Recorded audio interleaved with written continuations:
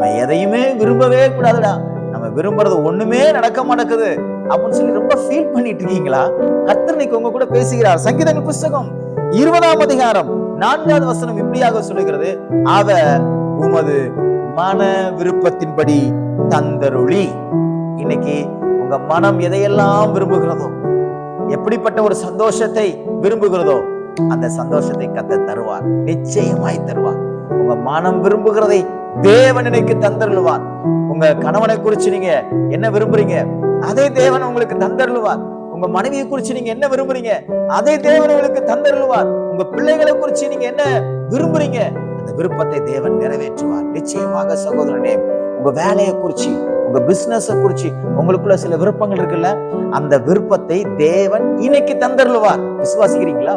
உங்க வீட்டை குறிச்சு, நான் இப்படி ஒரு வீட்டை கட்டணும், இப்படி ஒரு இடத்தை வாங்கணும், இந்த பொருட்கள்லாம் வாங்கணும் அப்படின்னு உங்க மனம் விரும்புதுல, அதை தேவன் தந்தருளுவார், நிச்சயமாய் தந்தருளுவார். நான் மணிக்கணக்கா ஜெபிக்கணும், நான் தேவனுடைய சமூகத்துல உபவாசம் பண்ணி ஜெபிக்கணும், நான் இப்படி பரிசுத்தமா வாழணும், நான் தேவனுக்காக இப்படி பக்தி வரைக்கமா நிக்கணும், நான் தேவனுக்காக அற்புத அடையாளங்களை செய்யணும், உங்க மனம் விரும்புதுல, அதை தேவன் இன்றைக்கு தந்தருளுவார். காரணம், அவர் நமக்கு வாக்கு பண்ணியிருக்கிறார், நான் உன் மன விருப்பத்தின்படி உனக்கு நான் தந்தருளுவேன் என்று.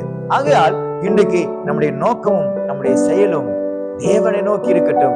நான் விரும்புகிறதை அவர் எனக்கு நிச்சயமாய் தந்தருளுவார் என்கிற அந்த வேத வசனத்தை நாம் உறுதியாக பற்றி கொள்ளும் பொழுது தேவன் நிச்சயமாய் அதை உங்களுக்கு தந்தருள்வார். பாருங்க, நிறைய நேரம் நம்ம ஏமாற்றப்படுவோம்.